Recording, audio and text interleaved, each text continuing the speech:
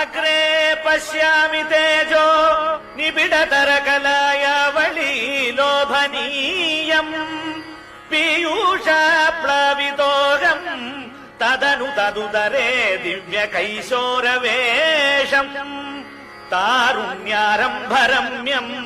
परमसुखरसास्वादरोमाञ्चिताङ्गैः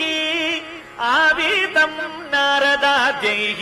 विलसदुपनिषत् सुन्दरी मण्डलैश्च नीलाभम् कुञ्चिताग्रम् घनममलतरम् संयतम् चारुभङ्ग्या रत्नोत्तम् साभिरामम् वलयितमुदयचन्द्रकैः पिञ्छजालैः